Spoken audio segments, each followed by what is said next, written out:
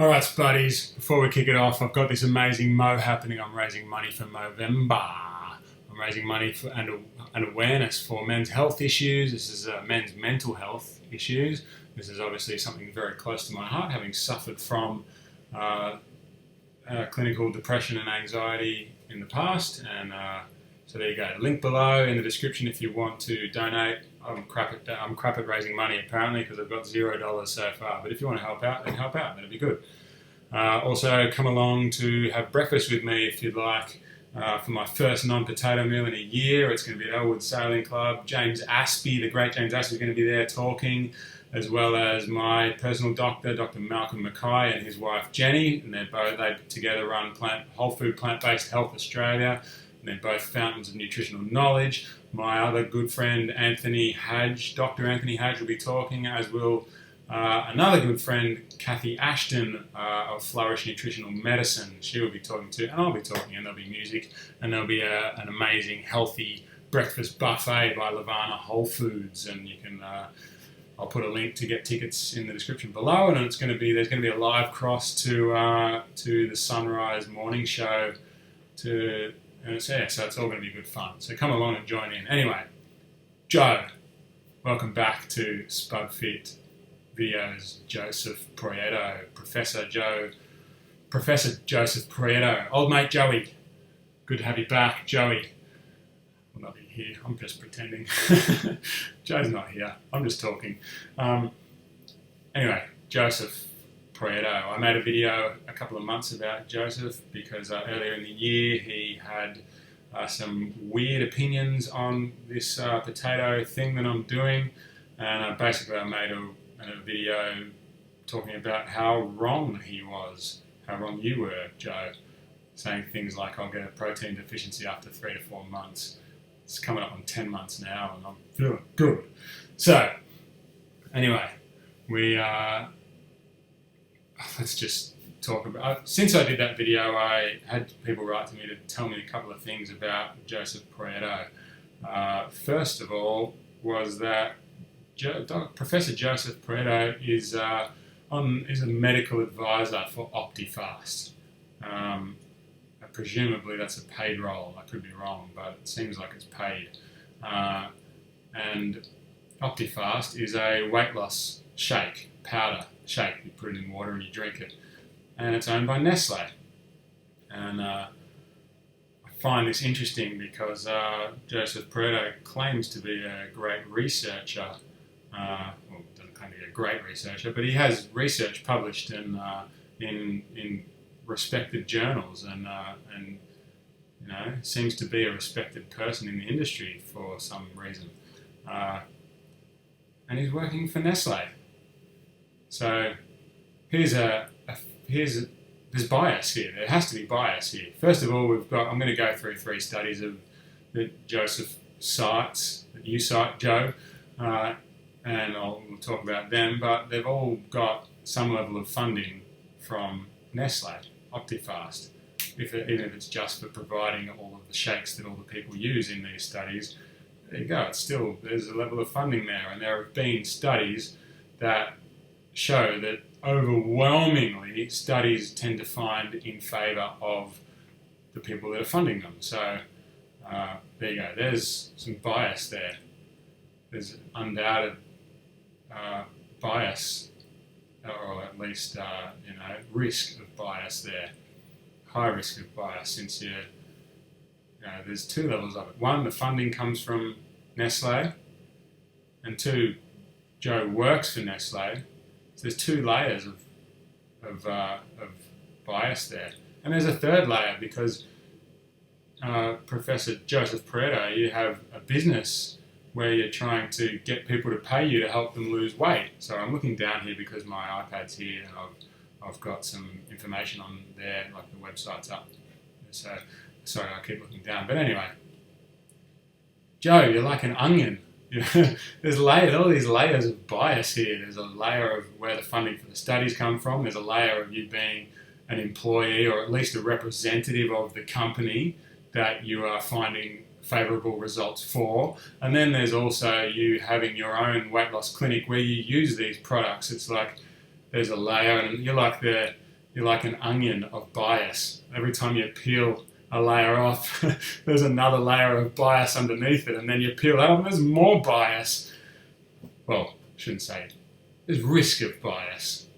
They're layers of risk of bias, not certainly established bias, but sure we can all agree they're layers of risk of bias.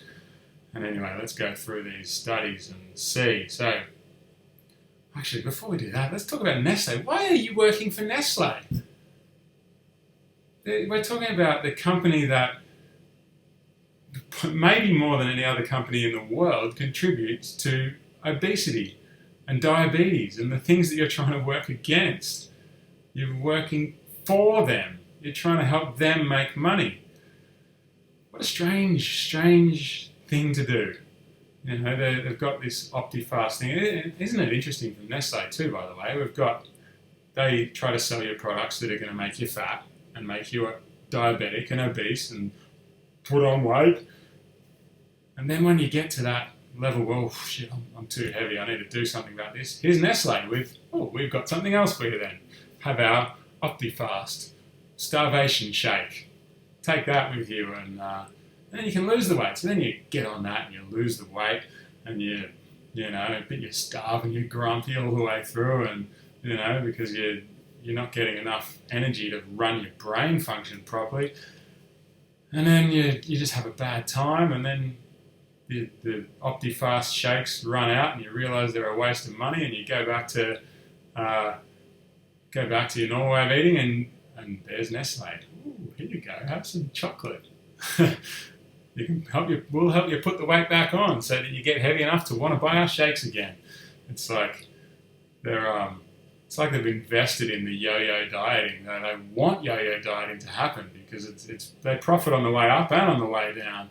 It's like Professor Joseph Proietto, old mate Joey's like he's the guy driving the roller coaster. We're going up, we're going down, we're going up. Get off! Get off now. You're finished with your shakes. Time to go back up. Oh, come on. All right. Anyway, weird choice of relationship for someone who's supposed to be all about health. But anyway, moving on. So I'll read from the top of Professor Joseph Proietto's profile on his website for his business. Professor Joseph Proietto is an endocrinologist specialising in diabetes and obesity. He is a world-renowned investigator of the management of obesity. Professor Proietto established the first public obesity clinic in Victoria at the Royal Melbourne Hospital and is now head of weight control clinic at Austin Health. He is a senior specialist at the Austin Health Endocrinology Clinic. He is a past president of the Australian and New Zealand Society of Obesity Society. Typo there, Joe. Fix that up. Australian and New Zealand Society, Obesity Society. I think the first society is not supposed to be there. Happy I could help you. Anyway, there's a few organisations I just lost a bit of respect for. All right, here we go. There's a little introduction sort of blurb about obesity's bad and, we've got to stop obesity and blah, blah, blah. Yeah, we all know that. In 2011, we discovered the reason why most people regain weight after weight loss and then linked to a study. We showed that following weight loss, the circulating blood hormones that regulate hunger, there are 10 of these, change their levels in a direction to make the individual feel more hungry, and that these changes persist for at least 1 year. This explains why most people struggle to maintain weight loss and justifies the use of appetite suppressants for weight maintenance. Alright, let's go to that study. I'm on my iPad here. I'll link to all these studies and things in the description. So there's an introduction about why it's a problem. All right, methods. We recruited men and women with high body mass index. Study design. For 8 weeks, participants were instructed to replace all 3 of their daily meals with a very low energy diet formulation. Brackets Optifast, VLCD, very low calorie diet, Nestle, and 2 cups of low starch vegetables. So 2 cups of low starch vegetables is not much. It's like, it's that. It's like 2 handfuls, basically, of vegetables. Low starch, low energy vegetables. So that works out to be 500, with the shakes and the vegetables included, 500 to 550 calories per day. So we're talking about a starvation diet here, which only a small portion of it is made up of actual food. 500 to 550 calories a day. That's like a quarter of the average person's energy needs, a quarter or less of the average person's energy needs. And we're calling that a weight loss diet. Alright, so that's the diet, and then I'm not going to read through the whole thing on camera, but the results are that hormones changed. And the hormones supposedly make you want to eat more when you finish. I don't doubt that. Those hormones are there and they make you want to eat more when you finish, which is why you put the weight back on. But, come on. They've concluded that weight loss causes hormonal change that makes you want to eat more to put the weight back on. But let's be serious here. I've got a hypothesis for you, Joe. I've got a hypothesis for you. And that is that it's not weight loss that causes these hormonal changes that make you want to eat more and put the weight back on. It's starvation. You're making people lose weight by starving them. They're having a quarter of the calories they need or less. And then you're thinking, oh, they're eating more because of weight loss causes hormonal change. No, starvation that causes hormonal change. If you're starving and then suddenly, if you're in the wild, let's say we're, caveman times, prehistoric times, where people are wandering around and there's a drought and we're starving and hormones change and then the drought ends and suddenly there's abundance of food. It's natural that your hormones should change to make you want to eat as much as possible after the drought's finished so that you can stack the weight back on, get all this weight that you lost. And yeah, that seems normal to me. Starvation makes your hormones change, not weight loss. Come on, let's be serious here. Alright, the next study. In 2013, we discovered why ketogenic diet, another typo for you there, Joe, fix your website, why ketogenic diets, plural, diets, are more successful than other approaches to weight loss. And so then we go to ketogenic diets are more successful. So how did they prove this? First of all, remember this is all funded, well, not entirely, but there is funding, or at least sponsorship from Nestle for all of these things. So the objective is to examine the effect of ketosis on a number of circulating factors. So what did we do? We got 50 overweight or obese patients, put them on a very low energy diet, very low calorie diet. We starved them again, just like the last one. We starved them, and for 8 weeks of a ketogenic, I call it a ketogenic diet. It's ketogenic, like if you're starving, you're going to go into ketosis. So let's call it what it is. It's a starvation diet, not a ketogenic diet. This doesn't prove anything about ketogenic diets. This proves something about starvation diets.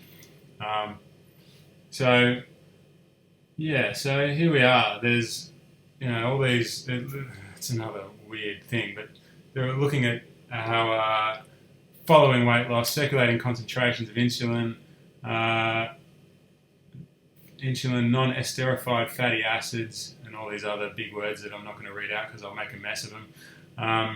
Gastrointestinal hormones, subjective ratings of appetite were compared when subjects were ketotic and after refeeding. Well, ketosis is a state of, well, in this case, it's not always, but you can induce ketosis without starvation, but in this case it is induced with starvation.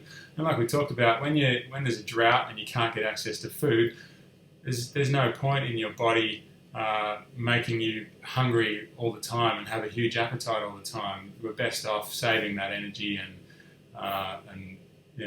turn down the regulators, turn down the thyroid, and change the way where things are working to go into preservation mode. So ketosis. First of all, this is not even measuring ketosis. This is measuring starvation, or testing starvation. Sorry. And anyway, it's just not. You're just not testing what you said you would, what you said you were, and so your ketosis. It's a starvation thing, and your hunger signals are switched off because your body's in preservation mode. That's my understanding of it, and you're not even testing what you say you're testing, and you're again sponsored for it. Study number 3. Let's go back to study number 3. Where are we? All right. In 2014, we disproved the myth that the quicker you lose weight, the quicker you will regain it. In this study, we also found that rapid weight loss is easier and more successful than gradual weight loss, and that the hormone changes described above are still there 3 years after weight loss. So let's go find that study. All right, same sort of thing. They took 204 participants this time, and they starved them for a period of time, and then they put on a gradual program after that, and basically it had no difference between them. But you can go and read it. I'll link it. But this is just basically an ad for. It seems to me it's an ad for Optifast. This whole study is an ad for Optifast. That people are worried that losing weight too fast is a bad thing. Optifast makes you lose weight fast because you're starving. It's fast weight loss. So we need to produce a study that shows that fast weight loss is good. So let's go for it, boys. Let's design something that will show that that we'll get the results that we want, and Nestle can bump up the pay packet and maybe fund some more studies so that will keep us in a job. I don't know how you get these through the peer review process, but anyway, there you go. There's some thoughts. We've been through the onion of bias to check out 3 questionable at best studies, and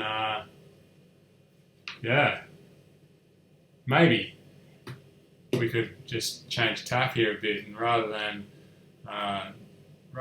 going for commercial success and aligning ourselves with, well, Joe, I'm talking to you, Joe, rather than aligning yourself with, perhaps the company that has had more to do with obesity in the world than any other company, maybe you could just find out what an actual good diet is, and find out, how people who lose weight and keep it off actually do it. Maybe there's plenty of stories of people on a whole food plant-based diet that have done it. Now there's a story of me eating only potatoes, having no desire to eat all the junk I used to eat, and maybe you could come to breakfast with us, Joe, on the 1st of January, and you can have a free ticket if you want, Joe, and I'll sit with you and you can talk to some people that actually know what they're talking about. It might change your life, and it might change your patients' lives.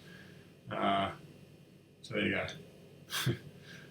Well, this is a long video, so I'm going to check out now. If you like what I'm doing, then share it. And if you have any comments or questions, put them below. And subscribe and sign up for my newsletter at spudfit.com. And yeah, that'll do from me. Thanks everyone. Thanks for watching. Spud up. Especially you, Joe. Spud up.